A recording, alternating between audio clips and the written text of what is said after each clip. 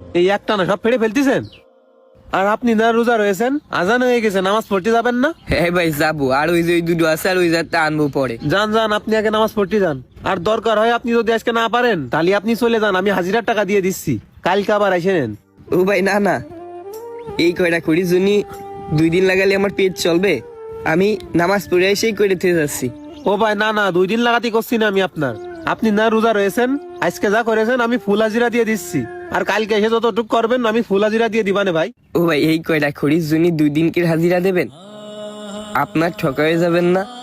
ও ভাই সমস্যা নেই, আমরা হিন্দু বলে কি আমরা মানুষ না? আমরাও বুঝি। আপনি আরো করতেছেন কুরল কুপানো কাজ, এই রোজা থেকে আপনার আরো বেশি কষ্ট হয়ে যাবে না। আপনি যা করেছেন মেলা করেছেন, রোজা থেকে আজকে আর করা লাগবে না, কালকে আবার করে নেন। আর আপনি যে রোজা থেকে কাজ করতেছেন আমাদের বাড়ি, আমার মা আরো কলাম, আমার মা বলতেছে তার তো নাস্তা পানি দিতে পারবেন না, তা তাড়াতাড়ি ছেড়ে দিছে নে। তাই আপনি যদি এখন না যান আমার মা শুনলে রাগ করবে না ভাই। ও ভাই আচ্ছা ঠিক আছে ভাই, আমি তাহলে নামাজ পড়ে এসে চলে যাচ্ছি। ঠিক আছে ভাই, আর হাজিরাটা নিয়ে যান। হ্যাঁ আমি সামনে থাকতেছি। আচ্ছা ঠিক আছে ভাই। এইটুকুনি কাজ করে হিন্দু লোকটা পুরো দিন হাজিরা দিল, মানুষ এখনো ভালো আছে। মুসলমান হয়ে আমি রোজা রয়েছি বলে মুসলমান আমার মূল্য দিল না, আর এক হিন্দু মানুষ আমি রোজা রয়েছি বলে কত সম্মান দিল, কত ভালোবাসা দিল।